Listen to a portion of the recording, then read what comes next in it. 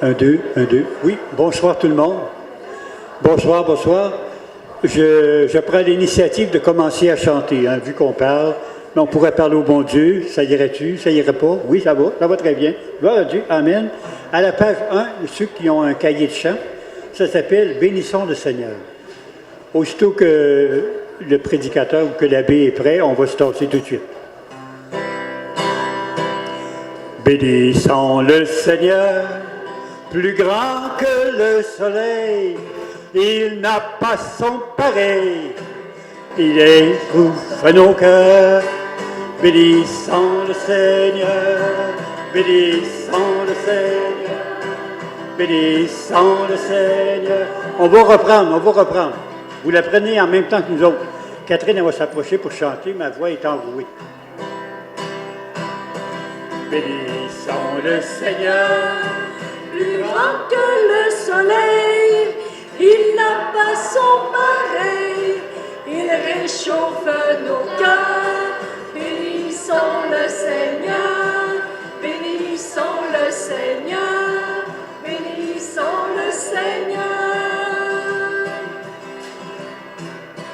Bénissons le Seigneur, par le cœur de Marie, fleurant du paradis et comblé de faveur. Bénissons le Seigneur, bénissons le Seigneur, bénissons le Seigneur. On est un petit peu ankylosé, là, hein? On va ouvrir la machine, d'accord? On ouvre la machine, on recommence ça. Moi, je ne peux pas le faire parce que je joue de la guitare. Même si je ne joue pas très bien, je joue quand même. Bénissons le Seigneur, plus grand que le soleil. Il n'a pas son pareil, il réchauffe nos cœurs. Bénissons le Seigneur, bénissons le Seigneur, bénissons le Seigneur. Pourquoi on fait ça 3 fois? C'est parce que vraiment, le Seigneur, il veut prendre nos misères, nos lourdeurs, puis il veut nous en dégager. Alors on lui dit, bénissons le Seigneur, soit glorifié Seigneur de nous aider à vivre pleinement. On recommence ça, on y va? Bénissons le Seigneur. Plus grand que le soleil, il n'a pas son pareil, il réchauffe nos cœurs. Bénissons le Seigneur, bénissons le Seigneur, bénissons le Seigneur. Bénissons le Seigneur, par le cœur de Marie, fleurant du paradis et comblé de faveur. Bénissons le Seigneur, bénissons le Seigneur, bénissons le Seigneur. Bonne soirée. Bon, heureux de vous revoir. J'espère que vous avez bien dormi la nuit dernière. Vous savez maintenant pourquoi le castor a la queue plate. Vous savez pourquoi il n'y a pas de poils sur la queue d'un castor. Vous savez pourquoi il y a un point noir dans les coquillages. Bon. Vous avez compris que devant une réalité, on se pose des questions, on essaie d'y répondre. Et les Mésopotamiens, il y a 5000 ans passés, se sont posés plein de questions, ont donné des réponses. Et chose extraordinaire, ils avaient inventé l'écriture et ils ont écrit les réponses. Et depuis le siècle dernier, on retrouve des tablettes en terre cuite. Ils écrivaient sur de la glaise, faisaient cuire l'écriture, ce qui donnait une tablette aussi solide, aussi durable que de la vaisselle. On a retrouvé jusqu'à maintenant, dans le sous-sol de la Mésopotamie, plus d'1 million de tablettes. Donc, ce n'est pas quelques tablettes, c'est 1 million, dont un certain nombre parlent de religion, des divinités, essaient d'expliquer le monde. Et je vous disais que le peuple d'Israël, lorsqu'il sent le besoin de savoir comment c'est arrivé au début, s'en va en Mésopotamie chercher de l'information. Puis ça a donné les récits que je vous ai racontés rapidement hier soir. Si on ne fait pas cette démarche, Quand on était jeunes, les professeurs qui nous ont enseigné, les prêtres qui nous ont fait des homélies, ignoraient tout de ce que je vous ai raconté hier. Non pas par ignorance, tout simplement parce que les connaissances humaines n'étaient pas rendues là. Mais aujourd'hui, elles sont rendues là et on ne peut pas se fermer les yeux devant certaines réalités. Quand on se ferme les yeux, on fait des erreurs monumentales. On connaît tous M. Galilée. M. Galilée invente un petit télescope et il en vient à l'évidence, à la certitude que la Terre tourne autour du Soleil, alors qu'on croyait que c'était le Soleil qui tournait autour de la Terre. Parce que dans l'Ancien Testament, dans le livre de Josué, il nous est dit que Josué, pour terminer une bataille, arrête le Soleil. Donc, on voit tout de suite que si Josué arrête le Soleil, c'est parce que le Soleil tourne autour de la Terre. Et ça, on appelle ça la foi. Donc, la foi basée sur un document qui n'a pas grand valeur scientifique, bien, ça devient une foi qui est fragile. On a voulu brûler M. Galilée, parce que ce qu'il disait, évidemment, allait contre la Bible. M. Galilée a préféré légèrement changer d'idée en disant ça vaut pas la peine d'être brûlé pour si peu. La même chose s'est reproduite au siècle dernier avec M. Darwin. Darwin s'aperçoit que les espèces évoluent. La Bible dit « tout a été créé en 6 jours », donc il n'y a pas d'évolution. Et ce qu'on pensait être la foi, l'affirmation claire comme de quoi tout a été créé en 6 jours, ça fait qu'on a condamné Darwin. Il fallut attendre à peu près 100 ans avant que le pape Jean-Paul II dise « M. Darwin avait raison ». Donc, vous voyez, on a l'impression à un moment donné que c'est la foi, alors que c'est plutôt presque l'ignorance. On blâme personne, mais idéalement, on ne retombe pas dans les mêmes problèmes. Je mentionnais hier les croisades. Pendant 200 ans, on va aller combattre les musulmans pour récupérer le tombeau de Jésus. C'est prêché par le pape, prêché par des gens qu'on a considérés comme des grands saints. Est-ce que l'Évangile nous dit qu'on doit lever des armées, tuer plein de monde pour récupérer la colline avec une grotte dans laquelle Jésus a été enterré? La réponse du gros bon sens, c'est non. Donc, on voit là, le danger de se fier aveuglément à un texte, à le percevoir comme étant la foi, la certitude, alors qu'en pratique, c'est autre chose. Je mentionne 2 autres exemples.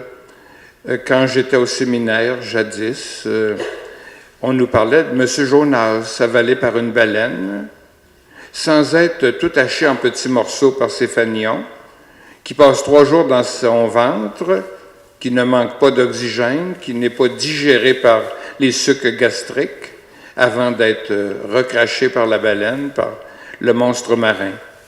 Puis on me disait, c'est un miracle. Or, on se rend compte que le livre de Jonas, c'est une parabole. Et Jésus, pour enseigner, invente plein de paraboles. En hébreu, en araméen, il n'y a pas beaucoup de vocabulaire philosophique. Et quand on veut réfléchir en profondeur, le mieux, c'est d'inventer une histoire, créer un personnage, lui faire vivre des situations pour en arriver à un enseignement, à un message. M. Jonas n'a jamais existé. C'est une parabole. M. Job n'a jamais existé. Une autre parabole. Donc l'homme qui a tout et plus, qui perd tout, et on lui suggère de maudire Dieu, et qui réfléchit sur c'est quoi le mal, c'est quoi la pauvreté, c'est quoi la maladie. C'est l'occasion rêvée de réfléchir sur ces thèmes qui sont des thèmes très humains. Et on invente un personnage, on lui fait vivre des choses, et ainsi de suite. Dans l'Évangile, c'est toujours très clair. Jésus propose une parabole, invente une parabole. Tout le monde sait que Jésus a inventé une histoire pour transmettre un enseignement. Les problèmes commencent quand on oublie que c'est une histoire, que c'est une parabole, puis qu'on dit, bien ça c'est un fait historique. Donc on voit un petit peu... J'ajoute une dernière chose sur ce qui a été proposé hier. L'important, c'est pas de retenir tout ce que je vous ai raconté, mais c'est de vous dire, ça existe, c'est incontournable, et si on veut, je pense, dans la foi progresser, si on veut découvrir vraiment le Seigneur, je pense qu'il faut accepter de faire un bout de chemin, de discerner. Rappelez-vous, c'est le mot que le pape François utilise le plus actuellement. Discerner, se questionner, essayer de savoir. Évidemment, ça dérange. Quand j'étais au séminaire, en 2e année, moi, je croyais fermement que tout avait été créé en 6 jours. Je croyais qu'il y avait eu un déluge, et ainsi de suite. Et tout à coup, mon professeur a le droit de me dire que c'est pas vrai. C'était épouvantable comme réaction. Ma vie, mon engagement comme prêtre, j'étais en formation, c'était basé sur ce que je considérais comme être la foi. Et tout à coup, on me dit qu'une partie de ce que je croyais être la foi, que ce n'est pas historique. Et c'était quelques jours là, dérangeants. Par contre, dans l'Ancien Testament et dans les Évangiles, il y a tellement de belles choses que c'est tout à coup facile, nécessaire de distinguer les genres littéraires, de faire le point, puis de se rendre compte que le Seigneur est extraordinaire, que le Seigneur nous invite et que plus on étudie, plus finalement on est libre. C'est l'objectif de toute étude, de tout engagement, de foi et autres. Donc, découvrir tout à coup que ce qu'on a cru être la vérité, ce qu'on a cru être l'histoire, que ce n'est pas de la vraie histoire, ça dérange, mais c'est dans la vie d'un chrétien, d'une chrétienne, je pense, une étape nécessaire, incontournable d'une certaine façon. Une autre réalité qu'on retrouve dans l'Ancien Testament, c'est ce qu'on appelle les genres littéraires. Un poème, c'est un poème. De l'histoire, c'est de l'histoire. Un chant, c'est un chant. Jonas et Job, une parabole, c'est autre chose. Or, si on ne distingue pas les genres littéraires, de l'humour, c'est de l'humour. Donc, si on ne distingue pas, puis si on prend tout de la même façon, je pense qu'on passe à côté du message. J'ai parlé hier des 11 premiers chapitres de la Genèse, création en 6 jours, le déluge, le péché originel, et ainsi de suite. Je résumerai ça en une phrase. Tout a été fait par Dieu pour nous épater par amour. Le message, c'est ça. Ce qu'on a utilisé pour donner le message, c'est des histoires empruntées, mais le message, c'est le Seigneur qui a tout fait. Il a tout fait par amour et pour nous épater. Puis le message, je suis très à l'aise avec le message, puis je suis très à l'aise pour en parler, pour le vivre, pour m'émerveiller devant la création. Le fin détail, c'est autre chose. Moi, je crois au Big Bang. Le pape François croit au Big Bang. Par contre, les gens de science ne me diront jamais d'où vient la masse d'énergie et qui a pesé sur le bouton. Ça, c'est la Bible qui me donne la réponse. Tout vient de Dieu par amour. Comment ça s'est fait? À quelle époque? La science répond à la question. Donc, les affirmations de la science, puis les affirmations de la Bible, c'est complémentaire. Donc, je ne suis pas obligé de choisir entre le Big Bang puis le récit biblique. C'est complémentaire. Et les gens de la Bible qui voulaient répondre correctement aux questions sont allés voir les Mésopotamiens. Moi, je veux répondre correctement aux questions. Je vais voir ce que les gens de science aujourd'hui me donnent comme réponse. Puis si demain on me propose une meilleure réponse, tout de suite, je la prendrai. Mais je sais d'avance que qui a pesé sur le bouton, d'où vient la masse d'énergie, pourquoi ça a été fait, je sais que ce sera toujours le Seigneur, le Dieu que j'aime et que j'adore. Donc, un peu une synthèse de ce qu'on a abordé hier. Donc, sur la feuille que vous avez entre les mains, il faut dépasser l'image. Donc, création en 6 jours, le déluge, puis aller au message. Tout vient de Dieu, par amour. Puis Dieu aurait pu en faire beaucoup moins. Il a voulu nous épater. Puis quand on voit la beauté de l'univers, la beauté des fleurs, la beauté du sourire d'un enfant, la beauté de voir des amoureux, eh bien, ça nous épate, ça nous réchauffe le cœur. C'est important, par contre, de procéder avec des guides. Et dans les Bibles que vous avez à la maison, que ce soit traduction œcuménique de la Bible, que ce soit Bible de Jérusalem, vous avez toujours des introductions, vous avez des notes au bas de la page qui vous permettent de mieux comprendre le texte. Parce que tout seul, on fait de braves efforts, ça ne donne pas nécessairement des résultats satisfaisants et non dangereux. Le danger, ce serait de faire dire n'importe quoi au texte. Et l'important, je le répète, je l'ai dit hier, c'est de se demander que voulait dire celui qui a écrit. Maintenant, le thème pour ce soir, le projet de Jésus. Et Jésus va dire clairement quel est son projet, peut-être un peu tardivement, si vous voulez, devant Pilate, durant son procès. Jésus dira, si je suis né, si je suis entré dans ce monde, c'est pour rendre témoignage à la vérité. Donc l'objectif, le Seigneur, l'Éternel, par l'intermédiaire de son Fils Jésus, voulait nous dire la vérité, qui nous sommes, d'où nous venons, puis où nous allons. Et notre vérité, c'est ça, des questions fondamentales que tôt ou tard on se pose. D'où vient l'humanité? Qui sommes-nous? Puis finalement, où est-ce qu'on s'en va?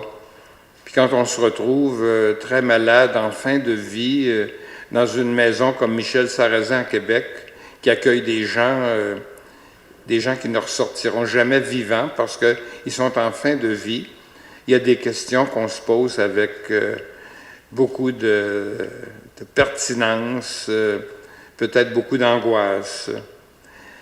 Une autre chose qui est fondamentale dans la démarche de Jésus, c'est ce qu'il dira avant de monter au ciel. Allez de par toutes les nations, faites des disciples, les baptisant au nom du Père, du Fils et du Saint-Esprit.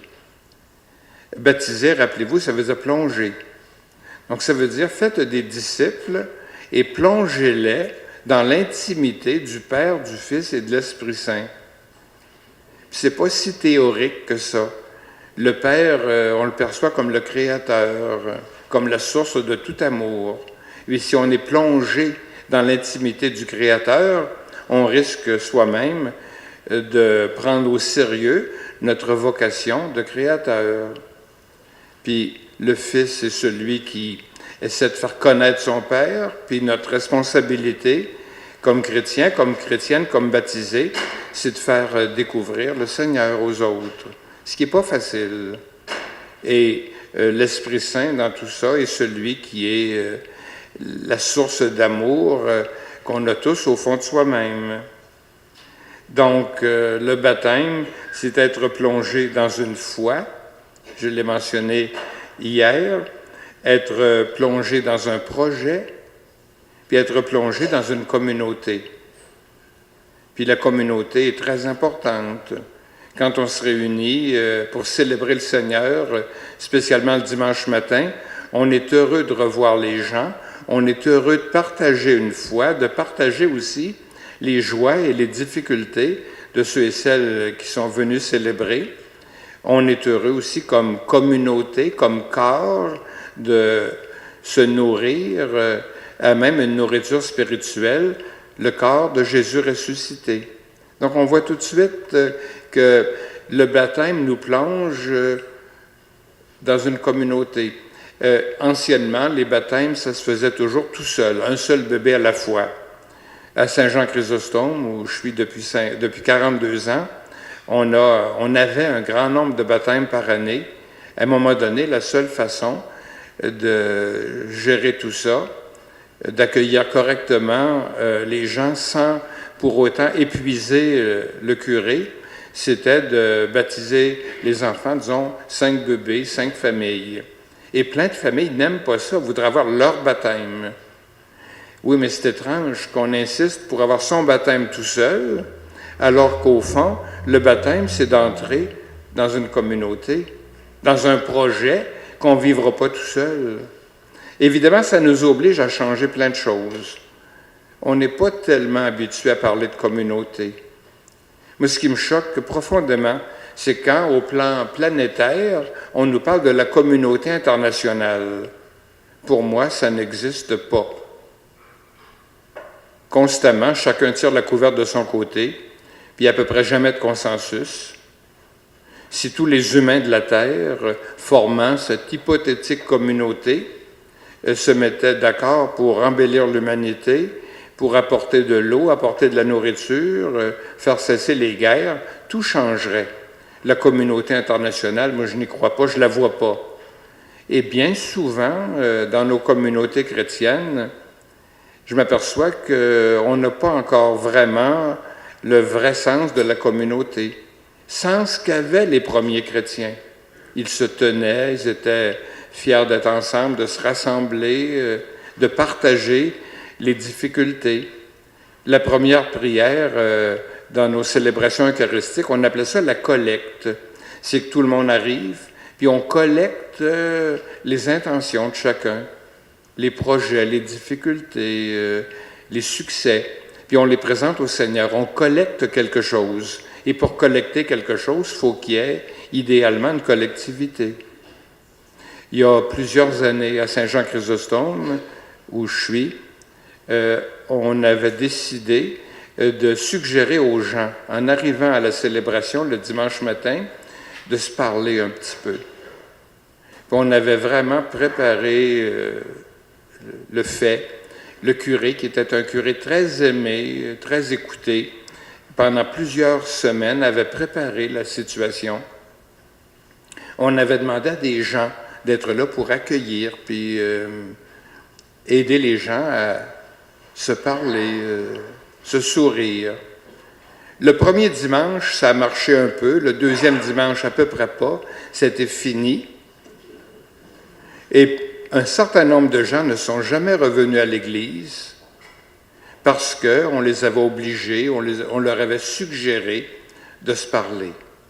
Fait que si une communauté chrétienne, c'est comme ça veut dire qu'on a peut-être mal compris le sens du baptême, le sens de la communauté. Et pour changer quelque chose, à la fois dans nos vies personnelles, dans nos vies de communauté chrétienne et sur la planète, c'est un travail qui se fait nécessairement en collectivité. Ça ne se fait pas tout seul. On ne change pas le monde tout seul. Donc, on est plongé dans une foi, dans un projet et dans une communauté. La question assez fondamentale, qui est Jésus? Et c'est un problème qui va marquer l'histoire de l'Église pendant plus de 300 ans. Et il y aura plein de réponses. Puis il y a des réponses qu'on va tout de suite considérer comme incorrectes, comme fausses, d'autres qu'on va considérer comme étant la bonne réponse. Il y a des choses évidentes. Jésus est né d'une femme, Marie. Puis quand on vient au monde d'une femme, on est un humain. Puis si on vient au monde, quand une chatte donne naissance à une portée de petits chats, eh bien, une maman chat donne naissance à des chats. Une maman humaine donne naissance à des humains. Donc, premier élément de réponse, Jésus est vraiment un humain, un homme, vrai homme. Par contre, Jésus dira, à un moment donné, avant qu'Abraham fût, je suis. Chez nous, ça ne provoque pas grand trouble. Par contre, en hébreu, le verbe être à la première personne est utilisé uniquement pour Dieu. Fait que je pourrais vous dire, moi, si je vous dis je suis malade, je dis Annie, moi, cholé, malade. Si je veux vous dire j'étais malade, Annie, Haïti, cholé. Si je vous dis je serai malade, Annie, ié, cholé. Aujourd'hui, Annie, cholé. Le verbe être ne s'utilise que pour Dieu. Or, Jésus va l'utiliser. Avant qu'Abraham fût, je suis. Et les gens ont très bien compris ce qu'il venait de dire, ont voulu le lapider parce qu'il venait de blasphémer. Aucun humain ne peut prétendre être Dieu. À un autre moment, Jésus va pardonner les péchés à quelqu'un. Puis à juste titre, on va lui dire, « Qu'est-ce que tu fais? Seul Dieu peut pardonner les péchés. » Puis Jésus va dire, « Pour vous prouver que le Fils de l'homme a le droit de pardonner les péchés parce qu'il est Dieu, il dit au malade, « Lève-toi, prends ton grabat et va-t'en. » En d'autres mots, il guérit la personne. Tout à coup, Jésus, les apôtres comprennent très bien qu'il est le Messie, il est le Fils de Dieu, il est Dieu. Et à ce moment-là, il leur parle du Père. Et les apôtres vont lui dire, « Montre-nous le Père. » Puis Jésus va répondre, « Qui m'a vu, a vu le Père. » Donc, identité de divinité entre l'Éternel, le Créateur, le Père, et Jésus. Jésus dira à une autre reprise, « Le Père et moi sommes un. » Jésus mentionnera aussi l'Esprit Saint, l'Esprit de Dieu, qu'il enverra pour nous guider jusqu'à la fin des temps. Donc, dans le discours de Jésus, c'est très, très clair, il se dit Fils de Dieu. Il est aussi un humain. Comment concilier à ce moment-là un vrai Dieu et un vrai homme? Et ça va être le travail qui va durer presque 3 siècles. Et ça va se terminer d'une façon toute spéciale avec le concile de Nicée-Constantinople. Constantinople, c'est Istanbul d'aujourd'hui. Nicée, c'est une petite ville située un petit peu au sud d'Istanbul, Iznik. Et c'est là qu'on va tenir un concile. Et ça a donné le credo qu'on a dans les prions en Église chaque dimanche. C'est un résumé de la foi. On nous parle du Père, Dieu. On nous parle de Jésus, Fils de Dieu, né de Marie, qui a enseigné, qui est mort, qui est ressuscité. On nous parle de l'Esprit Saint. Donc, ce qu'on sait de Jésus, ce que la tradition chrétienne transporte au cours des siècles, c'est ce qui est contenu dans le credo. Je vous disais, on a cherché. Certains disaient, Jésus est un homme adopté par Dieu. Il n'est pas Dieu, il est adopté par Dieu. Et ce n'est pas ce qui a été retenu par le Concile. Ce n'est pas ce que dit l'Évangile non plus. On dira que Jésus, il n'est pas vraiment Dieu, puis il n'est pas vraiment homme. C'est un hybride entre la nature divine et la nature humaine. Et la réponse chrétienne, Jésus est vraiment homme, vraiment Dieu, ce n'est pas un hybride, et ainsi de suite.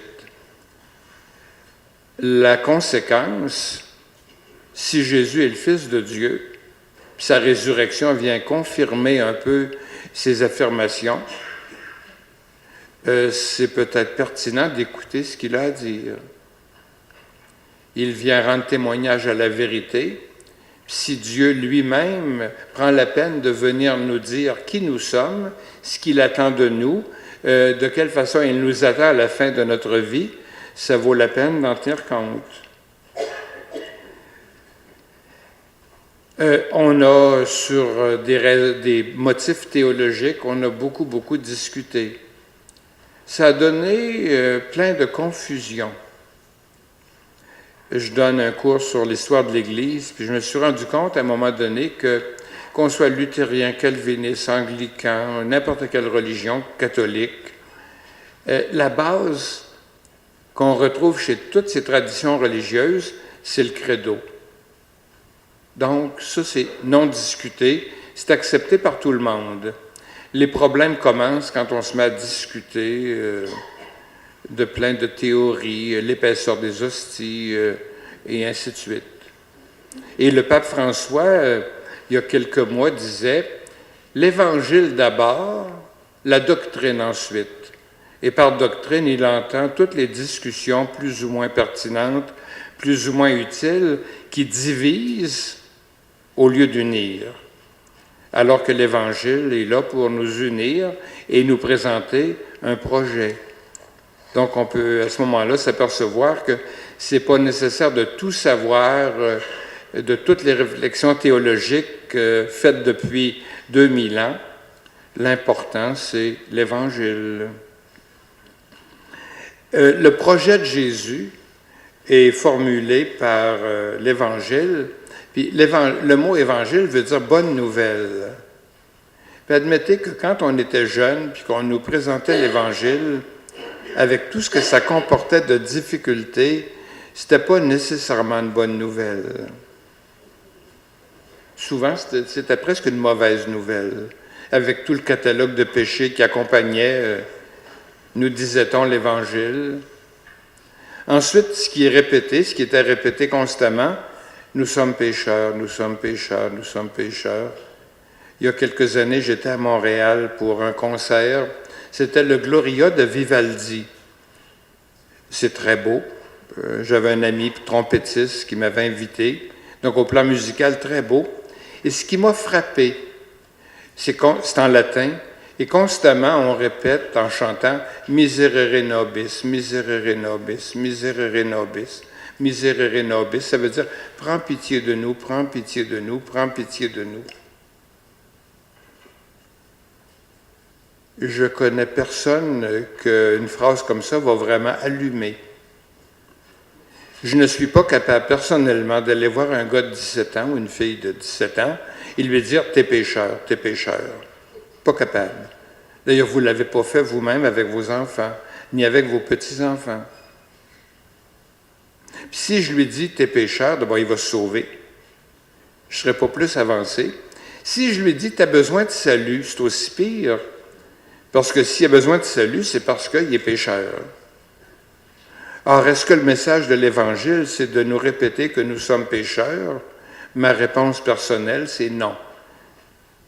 Évangile veut dire bonne nouvelle, puis la bonne nouvelle, c'est pas qu'on est pécheur. C'est qu'on est les enfants de Dieu.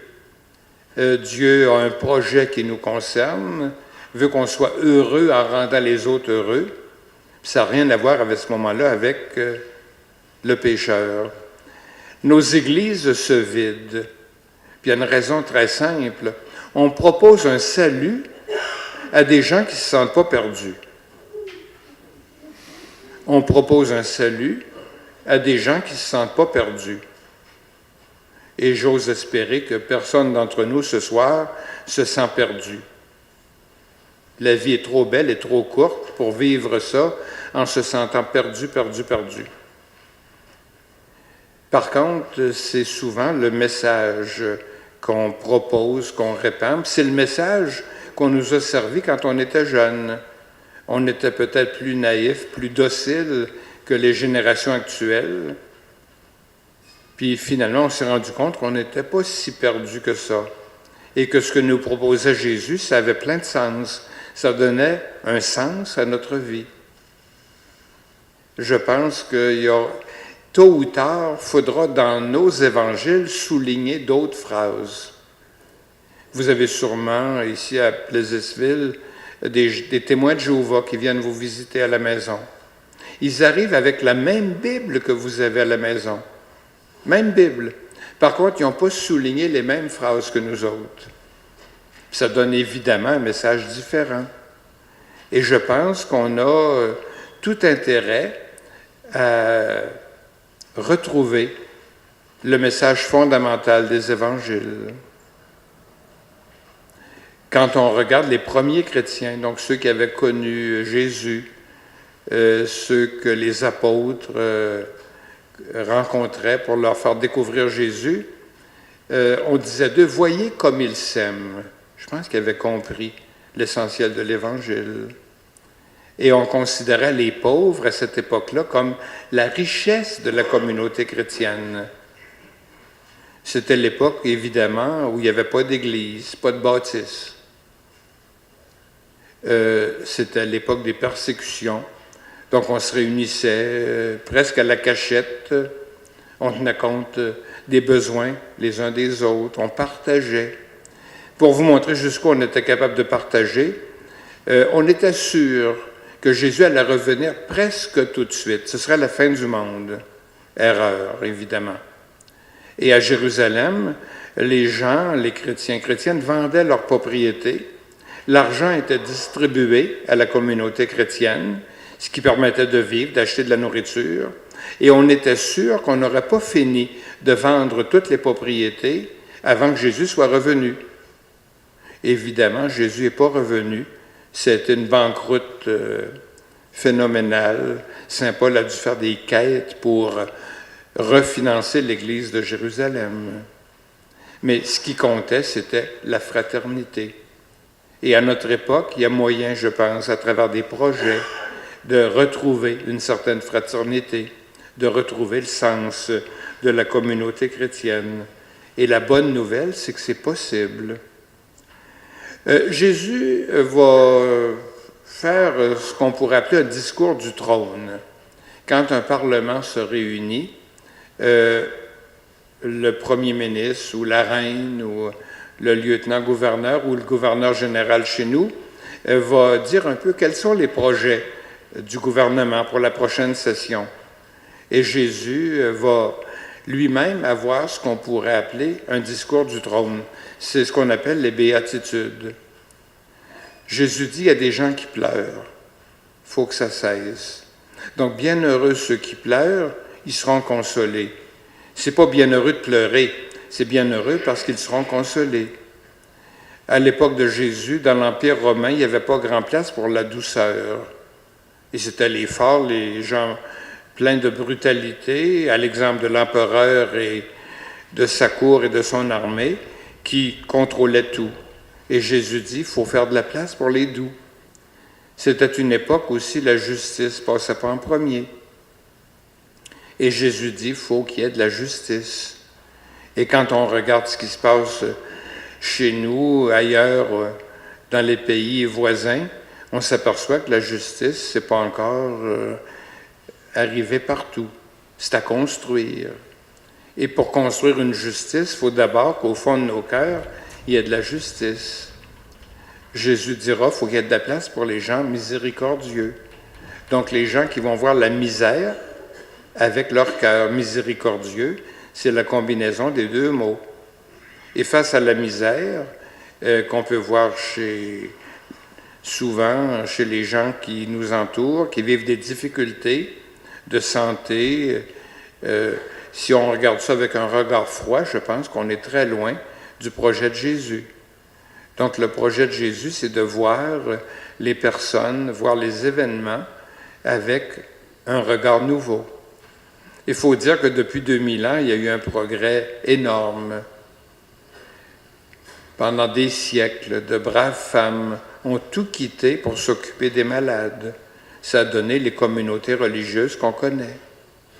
Elles ont tout quitté, tout mis en commun pour être capables de fournir des soins de santé corrects aux plus défavorisés. Actuellement, c'est repris par le gouvernement. Mais pendant des siècles, c'était des braves femmes, des braves hommes aussi, qui faisaient ce travail, qui donnaient leur vie pour le bien-être des autres. Au niveau de l'éducation, les collèges, les écoles, c'est pas l'œuvre des gouvernements, c'est l'œuvre, encore là, de braves femmes, de braves hommes qui ont tout laissé et, travaillant pour rien, ont donné de l'éducation. Encore là, les gouvernements ont pris la relève. On parle souvent des pères de l'Église, donc des hommes qui, dans les premiers siècles, ont réfléchi, ont écrit pour faire mieux connaître l'Évangile. Et au Québec, on pourrait parler des mères de l'Église, parce que plein d'institutions sont l'œuvre de braves femmes qui ont tout laissé au nom de l'Évangile, au nom du Seigneur, pour se préoccuper, investir leur vie auprès des gens qui étaient défavorisés. Les situations ont changé. Mais dans le projet de Jésus, il y a encore place pour nos interventions personnelles auprès de gens qui, autour de nous, ont besoin. Moi, ce qui m'émeut le plus, c'est de voir un conjoint, une conjointe, s'occuper pendant des années d'un conjoint, d'une conjointe Alzheimer. La sainteté, c'est ça. Puis refuser de placer, de confier donc à une institution quelconque, préférer investir sa vie, perdre sa vie d'une certaine façon, à s'occuper de quelqu'un qu'on aime et qui ne peut plus s'occuper de lui-même, pour moi, c'est vivre l'Évangile à 150%. Et quand c'est possible, je pense qu'on doit le faire. C'est pas toujours possible. Donc, il faut encore là discerner. Et peut-être que la solution, c'est peut-être de confier la personne qui vit des difficultés à des spécialistes. C'est peut-être pas la solution non plus. Donc, nécessité de discerner une fois de plus. Donc, dans les béatitudes, le Seigneur indique exactement quel est son projet. Changer le monde, non pas avec des lois, non pas en changeant l'organigramme, mais en changeant la façon de voir. Rappelez-vous, hier, je vous disais, la conversion, c'est de voir les personnes, de voir les événements, de se voir soi-même avec un regard nouveau, un regard différent. On n'est pas les mêmes qu'on était il y a quelques mois. Et il faut constamment s'ajuster. Il y a une chose importante, je pense, c'est toujours de distinguer entre l'objectif et les moyens. Et je dirais que la messe, ce n'est pas un objectif, c'est un moyen. Il y a plein de choses qu'on peut percevoir comme des objectifs, puis dans le projet de Jésus, ce n'est pas les vrais objectifs, ce sont des moyens. C'est tout aussi important, mais ça permet tout à coup de discerner de quelle façon s'investir, de quelle façon s'engager, quoi prioriser dans nos vies. Jésus n'a pas voulu inventer de nouvelles religions, ça c'est clair. Jésus propose un projet issu d'une foi en Dieu, foi en lui, foi dans les êtres humains que nous sommes. Et Jésus va transformer la religion du peuple d'Israël, qui était une religion fermée sur elle-même. Ça s'appelle une religion ethnique. Vous n'avez jamais rencontré une missionnaire juif. Vous n'en rencontrerez jamais. Si vous désirez demain vous convertir au judaïsme, vous allez aller peut-être à Québec rencontrer le rabbin d'Ovide. Ce rabbin ne peut pas donner la main à une femme. Sa religion ou sa façon de lire sa religion le lui interdit. Et vous allez lui dire, je voudrais me convertir au judaïsme. Il ne vous dira pas non, mais il va vous fixer un itinéraire de conversion tellement long et compliqué que vous allez démissionner avant d'arriver à la fin. On ne vous veut pas. Religion fermée sur elle-même. Les Juifs refusaient de dire le nom de leur Dieu, Yahvé, aux étrangers, de peur que les étrangers l'utilisent pour obtenir de Yahvé des faveurs. Donc à ce moment-là, on cache le nom de sa divinité. Et Jésus va transformer une religion fermée sur elle-même, où Dieu est presque la propriété d'un petit groupe, va transformer cette attitude en religion, en tradition universalisante. Et quand Jésus dit « Allez de toutes les nations, faites des disciples », il ouvre la foi en un seul Dieu, issu du peuple d'Israël, il ouvre ça à toute l'humanité. On observe la même chose en Orient. Vous n'avez jamais rencontré de missionnaire hindou. C'est une religion fermée sur elle-même. On ne sent pas le besoin de vous convertir. Ils sont bien comme ça. Par contre, vous avez peut-être rencontré des missionnaires bouddhistes. Or, Bouddha est un hindou qui va transformer une religion ethnique fermée sur elle-même en message s'adressant à toute l'humanité. La même chose que fera plus tard Jésus. Donc on voit tout de suite les changements majeurs que Jésus apporte. On voit aussi pourquoi il a tant dérangé. Des exemples, si je suis juif, le samedi, je ne peux pas allumer ou éteindre la lumière, parce que c'est interdit de travailler. Par contre, je peux demander à quelqu'un, non juif, de le faire pour moi, et ça va. Puis dans la pensée chrétienne, évidemment, entre le faire ou le faire faire, c'est pareil. J'arrive devant une porte d'hôtel le jour de semaine, ma présence déclenche un mécanisme qui fait tourner la porte. Donc j'entre sans problème. Le jour du Shabbat, j'arrive devant la porte, elle ne bouge pas. C'est que je n'ai pas le droit de déclencher quelque chose par ma présence. Ce serait créer quelque chose, ce serait travailler, et à ce moment-là, je dois, à force de bras, faire tourner la porte. Fait que vu par une pensée chrétienne, je travaille plus le jour du sabbat, du Shabbat, qu'un autre jour, et plein de choses du genre. Dans la salle à dîner, les céréales, le matin, sont dans un tube de verre avec une petite poignée. Vous mettez votre plat en dessous, vous tournez la poignée. Sur semaine, le jour du Shabbat, c'est que les céréales sont dans un plat, puis avec une cuillère, vous mettez les céréales dans votre plat. Parce que tourner la poignée, c'est travailler. Je vous parlais de 613 lois hier, et Jésus vient dire, c'est pas ça qui compte. Ce qui compte, c'est d'aimer Dieu, d'aimer son prochain, et Jésus ajoute, ça résume toute la loi.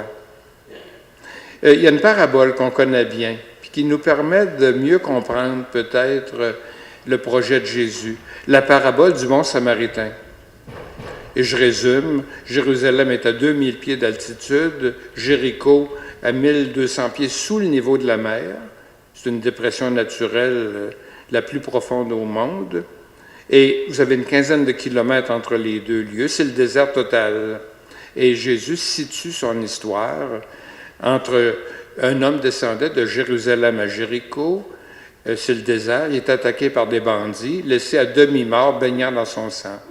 Arrive un prêtre qui le voit, qui fait un petit détour, qui continue. Arrive un lévite, une autre sorte de prêtre, qui le voit, qui fait un petit détour, qui continue. Arrive finalement un samaritain. Samarie était une région située au nord de Jérusalem. Puis les Samaritains n'aimaient pas les gens de Jérusalem, puis les gens de Jérusalem n'aimaient pas non plus les Samaritains. Or, l'ennemi, voyant le pauvre bonhomme baignant dans son sang, va nettoyer ses plaies avec de l'huile, avec du vin, va le transporter jusqu'à une auberge, payer ce qu'il faut pour payer sa pension jusqu'à temps qu'il soit guéri. Et Jésus demande, qui est le prochain? La réponse, évidemment, est évidente. C'est le Samaritain qui s'est occupé. Mais le vrai message, il n'est pas là. La vraie question, pourquoi le prêtre n'est pas arrêté? Pourquoi le lévite, autre sorte de prêtre, n'est pas arrêté? C'est que si le prêtre avait touché au sang du blessé, il n'aurait pas pu, pendant une semaine, faire son travail au temple. Donc, le prêtre a préféré la job à la miséricorde. Et ça en dit long sur le message de Jésus, sur son projet. Le gros bon sens, la miséricorde, passe avant une certaine logique, des cadres bien artificiels. L'Évangile, c'est d'abord la miséricorde. Et le projet de Jésus, en ce qui nous concerne, c'est de devenir de plus en plus miséricordieux. Jésus répond aux questions fondamentales. La dernière section, les composantes du projet de Jésus. D'abord, un credo. Le credo qu'on connaît, je crois en Dieu, le Père Tout-Puissant, et ainsi de suite. Le credo répond à toutes les questions. D'où venons-nous? De Dieu. voulu par Dieu. Qui sommes-nous? Des enfants de Dieu, avec des responsabilités. Première responsabilité, c'est d'être heureux. Deuxième responsabilité, c'est de rendre les autres heureux autour de soi. Puis où allons-nous? Le Seigneur nous attend après notre mort pour une vie éternelle d'amour, de paix, de joie avec lui. Pour mieux comprendre Jésus, mieux comprendre son projet, vous avez les 4 évangiles, ceux qu'on connaît, les évangiles canoniques, qui font partie de la liste officielle dont je vous parlais hier soir. Et l'avantage de l'Évangile, ça nous permet de découvrir Jésus dans diverses circonstances, avec différents questionnements. Puis la vie chrétienne, c'est d'imiter Jésus. Et si on ne connaît pas Jésus, comment peut-on l'imiter? Évidemment, à travers les textes qu'on peut lire à l'Église, on connaît un peu Jésus, mais je pense qu'on a avantage par soi-même, à la maison, d'avoir les évangiles un peu comme un livre de chevet, un livre de réflexion. C'est une façon de découvrir comment Jésus réagit, puis ça nous indique nous-mêmes comment réagir. Je reçois assez souvent des gens qui viennent me questionner pour plein de problèmes, plein de situations, et on essaie de faire un tour d'horizon pour voir comment se pose le problème. La question que je pose toujours à la fin, qu'est-ce que Jésus dirait? Ça s'appelle ça du discernement. Et dans les grandes décisions qu'on a à prendre, qu'est-ce que Jésus dirait? Et je pense que ce qui nous anime, c'est l'Esprit Saint. Je le mentionnais clairement hier, notre gros bon sens, puis aussi la connaissance qu'on a de Jésus. Donc, des réponses toutes faites d'avance, c'est pas mauvais. Mais s'abonner au passé, c'est pas du tout évangélique. On est là pour avancer, pour voir plus clair. Puis on se rend compte, évidemment, qu'à tout point de vue, tout change. Et à ce moment-là, pourquoi? Notre façon de vivre l'Évangile, notre façon de nous impliquer dans le projet de Jésus, pourquoi ça ne changerait pas? Autre façon de connaître le projet de Jésus, c'est en regardant les questions que le Seigneur nous posera lorsqu'on arrivera de l'autre côté. On a tous passé des examens quand on était jeune, et on voulait avoir de bonnes notes, c'est tout à fait normal, ça rendait nos parents heureux. Et pour avoir de bonnes notes, il faut répondre correctement aux questions. Pour répondre très correctement aux questions, c'est bon de connaître les questions d'avance. Et à ce moment-là, ce qu'on faisait, on questionnait les étudiantes qui avaient une année de plus que nous, leur demandant pour tel examen, quelles sont les questions que le prof pose. Puis ça nous permettait d'avoir de très bonnes notes, parce que le prof, souvent, ne renouvelle pas tellement ses questions. C'est fatigant, c'est de l'ouvrage. Et Jésus nous dit quelles seront les questions qui nous seront posées en arrivant de l'autre côté. Puis on se rappelle de l'Évangile où on nous raconte qu'à la fin des temps, tous les humains que nous sommes, on sera réunis devant le Seigneur et on sera partagés. Il y en aura à droite, il y en aura à gauche. Et ceux à droite seront invités par le Seigneur. Venez les bénis de mon Père, entrez en possession du royaume préparé pour vous avant la création du monde. Car j'avais soif, vous m'avez donné à boire. J'avais faim, vous m'avez donné à manger. J'étais nu, vous m'avez vêtu. J'étais malade, vous m'avez soigné. J'étais seul, vous m'avez visité. Puis là, tout de suite, on va lui dire, on était 2000 ans trop tard, on t'a jamais vu. Puis Jésus va nous répondre, quand vous l'avez fait à un de ces petits qui sont mes frères, quand vous avez donné un verre d'eau, un vêtement, un texto à quelqu'un qui vit des difficultés, c'est à moi que vous l'avez fait. Ce sont les questions qui nous seront posées, puis ça résume très bien le projet de Jésus. Le projet de Jésus, c'est pas compliqué. C'est de rendre la planète plus humaine, plus habitable. J'ajouterais quelque chose. Je pense que la plupart d'entre nous, on connaît le père Benoît Lacroix, un dominicain qui est mort il y a à peu près 1 an, 1 an et demi, à peu près à l'âge de 100 ans. Et lui a complété cet évangile-là. Puis je vous en lis un petit bout. « Venez les bénis de mon Père, hérité du royaume. J'ai eu froid, et vous m'avez apporté 2 cordes de bois. » Vous voyez que c'est très québécois. « Ma grange a brûlé, et vous m'avez fait 3 corvées. L'une pour le béton, l'autre pour la charpente, l'autre pour la finition. » C'est très évangélique. « Il manquait 3 outils à la menuiserie, et vous m'avez prêté aussitôt une scie, une équerre et un marteau. J'allais accoucher, et vous êtes venus toute la soirée faire à manger, garder les enfants, laver les draps. » Ça vole très bas, mais c'est ça le projet de Jésus. Le projet de Jésus, ce n'est pas des choses très compliquées. C'est la vie de tous les jours, mais vécue avec amour. Ce que vous avez fait à l'un de ces petits qui sont mes frères, c'est à moi que vous l'avez fait. Donc ça résume, je pense, très très bien le projet de Jésus. Les moyens pour... les évangiles nous permettent de découvrir la pensée de Jésus pour être capable de l'imiter. Un objectif simple et réaliste, faire connaître un Dieu Père, Sauveur.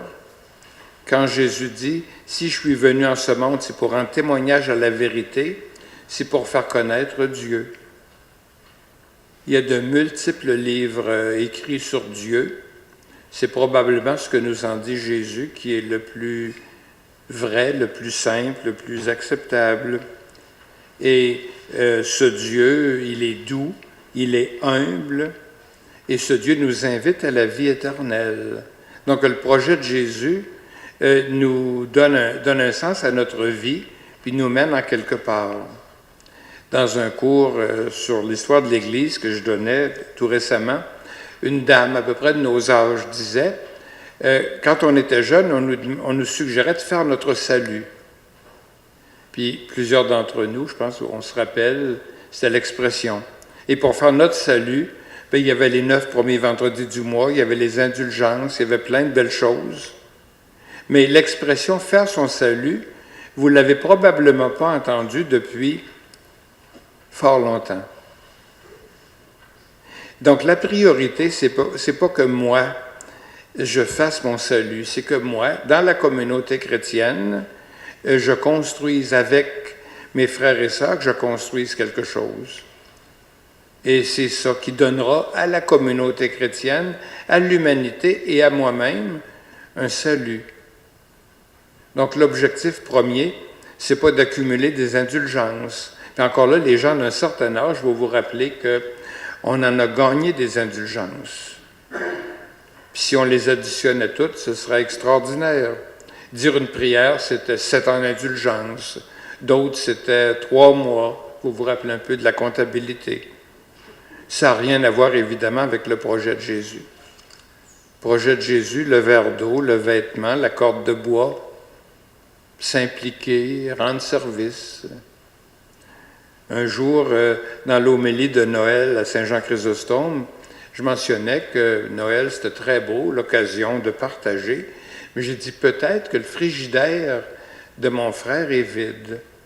Une brave dame que je connais, qui est une bonne amie, a pris la peine d'aller vérifier dans le frigidaire de quelqu'un de sa famille. Et le frigidaire était vide. Trop pauvre pour acheter quelque chose. Donc on a l'impression des fois d'être dans un milieu où il y a plein d'argent, où il n'y a pas de difficulté. Et évidemment, c'est profondément inexact.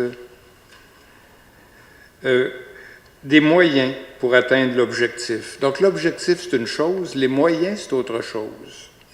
Et Jésus ne nous donne pas comme objectif la prière. La prière, ce n'est pas un objectif, c'est un moyen. Et la prière, c'est la conversation avec Dieu. Moi, quand je suis avec un ami puis qu'on parle ensemble, C'est étrange, mais je ne m'endors pas, je ne suis pas distrait. Je n'ai pas hâte que ça finisse. Puis quand ma prière devient ennuyante, que je m'endors, que je suis plein de distractions, probablement que je ne prie pas correctement ou que je ne suis pas conscient de parler à Jésus, à Marie, à Saint Joseph. Aujourd'hui, c'est sa fête. Donc, il y a lieu, je pense, de discerner les prières qui nous rapprochent de Dieu, qui nous nourrissent, qui enrichissent notre vécu, qui nous permettent de voir clair. Je dois dire que quand j'étais au séminaire pour devenir prêtre, on m'a appris à dire des prières. On ne m'a pas appris à prier.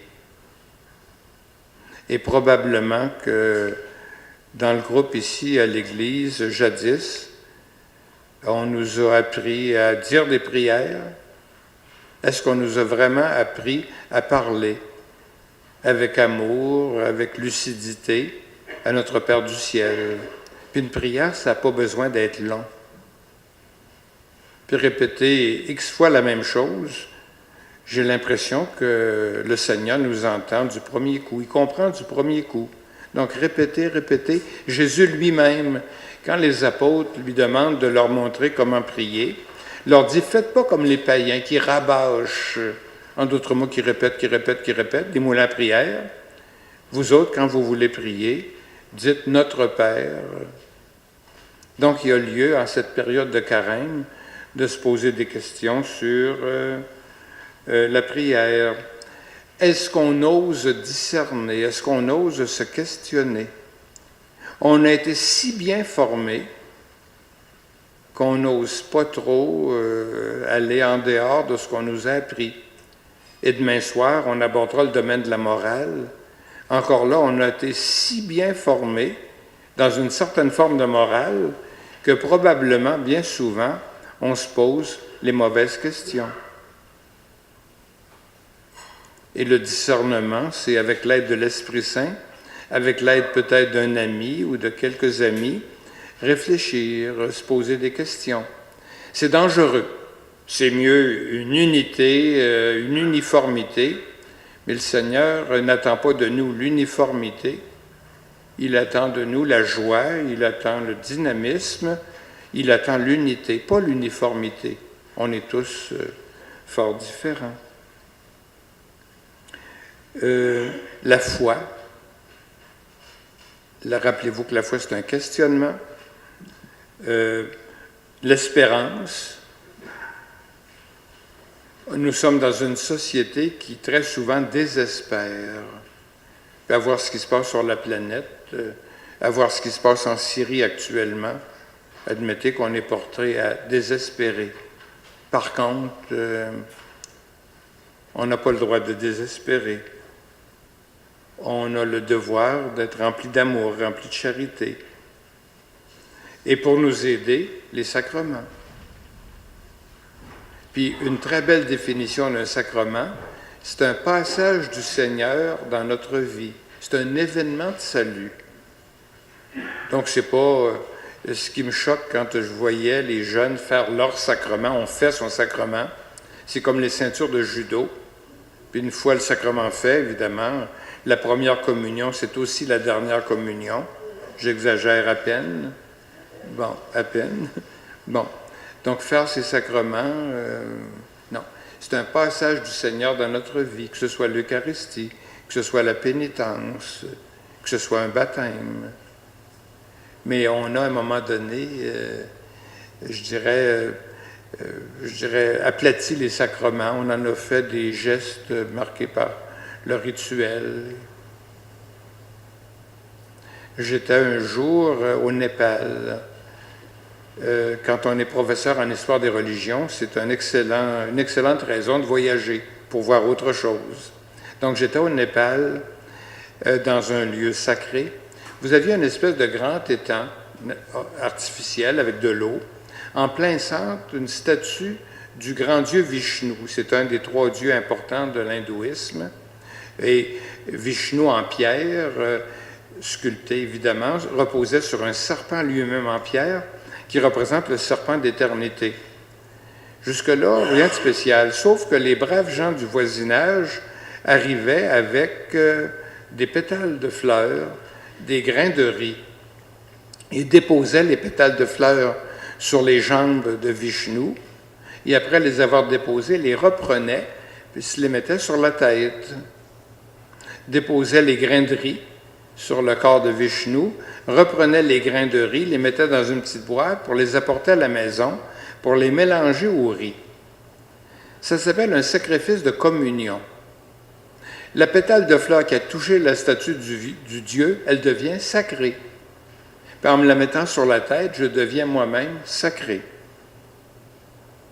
Puis le riz, évidemment, si je le mets dans la nourriture, en mangeant un riz sacré parce qu'il a touché les jambes de Vishnu, je deviens moi-même sacré. Vous allez me dire, ça fait quoi dans la vie? Sauf que c'est exactement l'Eucharistie.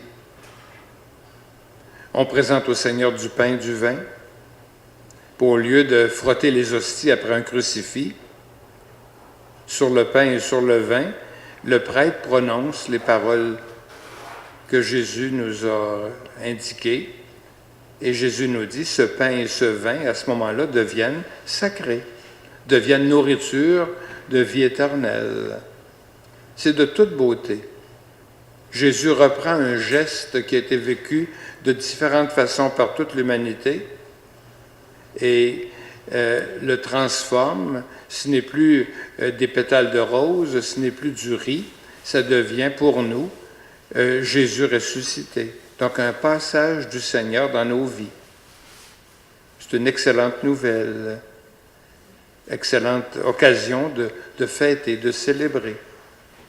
Madame, il faut observer que face à l'Ancien Testament, il ne faut pas croire que l'Ancien Testament, c'est quelque chose de mauvais. Ça nous révèle la pédagogie de Dieu par rapport à son peuple, une pédagogie pleine d'amour, pleine de prévenance. C'est la raison pour laquelle je mentionnais dans l'Ancien Testament spécialement les écrits des prophètes. C'est probablement ce qu'il y a de plus beau, de plus inspirant. Par contre, ce dont on parle le plus, ce n'est pas des écrits des prophètes. On dénonce la création en 6 jours, le déluge et ainsi de suite. Donc c'est la raison pour laquelle j'ai pris la peine d'indiquer d'où venaient ces récits. Rappelez-vous que la vraie Bible commence avec Abraham. On se demande qu'est-ce qui vient avant Abraham. On cherche des réponses en Mésopotamie. Merci de préciser. Donc, l'Ancien Testament, c'est le récit de la formation lente, pas facile, d'un peuple pour qu'il soit capable d'accueillir une visite du Seigneur, une visite du Messie. Ça complète un peu. Ouais. Je lis quelques phrases nous venant du pape. À peu près chaque jour, vous trouverez ça sur Internet au thème Zénith. On nous donne un peu les activités du pape avec ses homélies, ses discours, ses interventions. Lors du festival de la doctrine sociale, le pape dit « Il est nécessaire d'accueillir le défi du changement pour rester fidèle à Dieu et à l'homme. » Donc le changement, c'est une nécessité. Ça dérange, mais c'est une nécessité. Puis quand on travaille dans quelque domaine que ce soit, il faut s'adapter, il faut changer plein de choses. Puis quand on est venu au monde, la plupart d'entre nous, il n'y avait pas de télévision, il y avait encore moins d'Internet. Et ce sont des réalités qui changent notre vécu. Le pape dira, l'évangélisation, c'est notre responsabilité, c'est l'annonce de la miséricorde. Donc, ce n'est pas d'aller dire, vous êtes pécheur, vous êtes pécheur, vous êtes pécheur, vous êtes pécheur. C'est d'aller dire, Dieu est un Dieu d'amour qui accueille. Le pape dit aux jeunes, vis intensément, aime, rêve et croit. Puis il n'y a pas tout un catalogue de péchés qui suit après. C'est demain qu'on abordera évidemment le catalogue de péchés. Vie, aime, rêve et croit. Tout le problème des soins en fin de vie, de l'aide médicale à mourir. Vous savez que dans l'Ouest canadien, les évêques interdisent qu'on célèbre dans une église les funérailles de quelqu'un qui a demandé l'aide médicale à mourir. Au Québec, les évêques permettent et suggèrent aux prêtres d'accompagner la personne qui veut mettre fin à ses jours et d'accompagner la famille. Et le pape dit, en fin de vie, que chacun donne de l'amour. Je pense qu'on a tous accompagné quelqu'un qui connaissait des difficultés, qui s'en allait vers la mort. On s'est rendu compte que c'était l'occasion de dire plein de belles choses amoureuses. Ça nous concerne directement. Le pape dit, les personnes âgées participent à la mission de l'Église. Donc, notre mission, elle n'est pas terminée. Ce que j'observe, puis vous observez probablement la même chose, c'est que vos enfants n'ont pratiquement pas parlé de Jésus, de l'Évangile, à leurs enfants, à vos petits-enfants. Par contre, dans vos moments privilégiés, dans vos contacts avec ces petits-enfants, ils seront probablement à l'écoute de ce que vous aurez à leur dire. Et la transmission de la foi, de l'espérance, de l'amour, ça se fait souvent entre les grands-parents et les petits-enfants. Vous essayerez et vous verrez que ça va marcher. Puis ça crée une relation, je dirais, de respect, d'amour. Si vous n'avez pas grand-chose à dire, vous pouvez, par des gestes pleins d'amour, pleins de charité, influencer directement vos petits-enfants. Le pape dira, la résignation n'est pas une vertu chrétienne. Une de mes tantes disait à ses enfants, vous êtes nés pour un petit pain. Vous avez entendu l'expression déjà. Ça a donné effectivement une famille pleine de petits pains. On les a conditionnés. Elle avait la perception, elle, d'être née pour un petit pain et que sa fournée était née aussi pour un petit pain. Ça, c'est de la résignation. On a tous en soi, je pense, des forces vives, des richesses, et quel que soit notre âge, notre formation, on peut apporter plein de choses. Le pape dira, catholique et méthodiste, donc protestant, membres de la famille de Dieu. Puis rappelez-vous, quand on était jeune, on n'avait pas le droit de parler aux protestants. On n'avait pas le droit d'aller dans leurs églises. On appelait ça des mitaines, vous vous rappelez? Des meeting rooms. Fait que meeting devenait mitaine. Au mois d'octobre, le pape François est allé en Suède fêter avec les luthériens les 500 ans de la révolte de Luther contre l'Église de Rome. Il faut se lever très, très de bonne heure pour avoir l'audace de reconnaître que ce que Luther condamnait, l'Église catholique actuellement le condamne. Puisque Luther approuvait, l'Église catholique actuellement l'approuve. Et le pape est allé fêter avec les luthériens la révolte de Luther. Je ne pensais jamais dans toute ma vie voir un événement aussi extraordinaire, aussi prophétique. Le pape encourage une carmélite qui est au service des transsexuels. Évidemment, la sexualité, c'est mauvais, puis les transsexuels, c'est encore plus mauvais. Donc, voir une religieuse carmélite s'occuper de ces femmes, évidemment, c'est très, très mauvais, mais le pape dit non.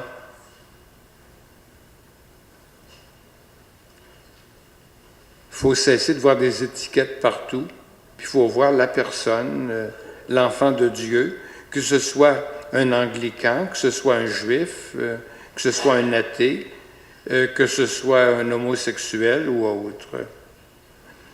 Le pape, au plan de la morale, puis ça reviendra demain soir, le pape dit non à la morale du on peut, on ne peut pas. Donc une morale, là, jusque-là, c'est pas péché, là, ça commence à être péché. C'est un peu ce qu'on nous enseignait, rappelez-vous. Et le pape dit, c'est pas comme ça que ça marche. Les fameuses questions sur la communion reçue aux divorcés remariés. Jusqu'où on peut, jusqu'où on ne peut pas. Le pape dit, c'est pas comme ça qu'il faut réfléchir. Il faudrait plutôt se demander qu'est-ce que Jésus pense de la situation, quelle est la relation de la personne avec les conseils du pape François aux jeunes prêtres. Le pape dit, tu dois chercher ton propre style, ta manière juste de vivre ta vocation sacerdotale. Ceux et celles parmi nous ce soir qui peut-être sont allés au couvent, sont allés au séminaire, le noviciat, c'était pour casser la personne, pour lui enlever ses initiatives, pour la briser. Le pape dit exactement le contraire. Tu dois chercher ton propre style, la manière juste de vivre ta vocation sacerdotale. Un changement total. Puis quand on demande à des novices de balayer l'escalier en commençant par en bas, en allant par en haut, pour éprouver leur je sais pas quoi, ça a donné évidemment les résultats que ça a donné. Retraite de carême proposée par le pape François, Jésus se penche sur les réalités, pas sur le monde des idées. En d'autres mots, ce qui intéresse Jésus, c'est la vraie vie, les vraies personnes, les vrais problèmes. Puis se réfugier dans l'idéalisation.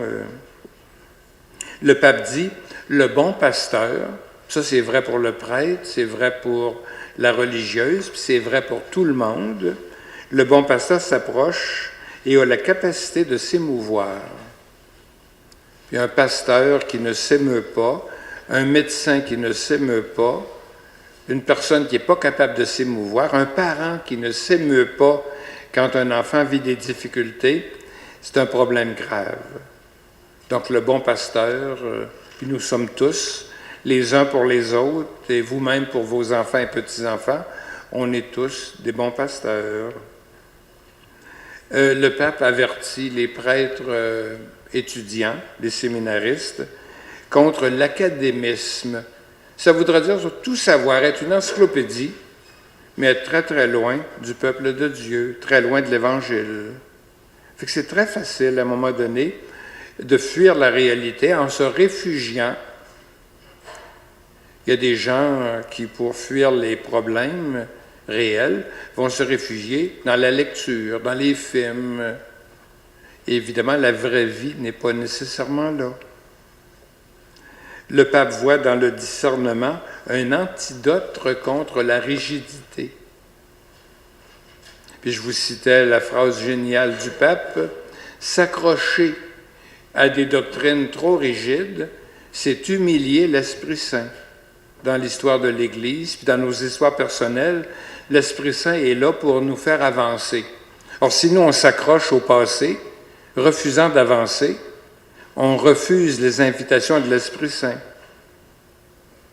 On l'humilie. On lui dit, tu es inutile, pas besoin de toi. Le pape dit, le chrétien, la chrétienne, ne peut pas se permettre d'être naïf. Fait que c'est très facile de dire, moi, je vais garder un profil bas, je vais tolérer à peu près tout. Jésus n'a rien toléré. Jésus a toujours réagi. Puis comme chrétien, comme chrétienne, je pense qu'on a la responsabilité de réagir, de bien réagir. Saint Paul disait, insiste à temps et à contre-temps. C'est vrai jusqu'à un certain point. J'ai à Saint-Jean-Chrysostome des serres, j'ai employé quantité de jeunes comme travailleurs et à peu près jamais j'ai parlé de Jésus ou de religion. C'était pas le temps. C'était pas le temps. Puis vous-même le savez, avec vos enfants, vos petits-enfants. Il y a des temps où on peut parler de religion, parler de Dieu, parler de l'Évangile, puis il y a plein de temps où c'est mieux de ne pas en parler, spécialement à l'époque. Donc la phrase de Saint Paul, « Insiste à temps et à contre-temps », d'autres mots, « cesse pas d'insister », ça ne s'applique pas de nos jours, je pense. Il faut respecter une certaine liberté, il faut tenir compte de tout ce qui est dit contre Jésus. Je vous assure que Jésus n'a pas toujours de très beau rôle. Puis l'Église, d'une part, les prêtres pédophiles, d'autre part, nuisent beaucoup à l'image de Jésus, nuisent à l'Évangile. C'est le monde dans lequel on est. Puis ça va prendre quelques générations avant qu'on oublie tout ça. On n'est pas sorti, je pense, d'une certaine misère. Et pendant ce temps-là, c'est le projet de Jésus qui souffre, qui est oublié.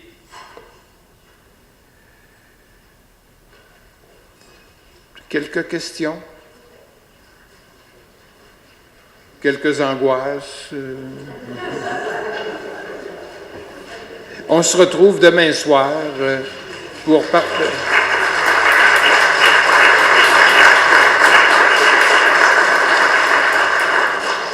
La feuille que vous avez entre les mains, c'est l'occasion, rendue chez vous, de revoir un petit peu les thèmes qu'on a abordés pour les approfondir, pour faire d'autres petites recherches. Demain soir, la morale.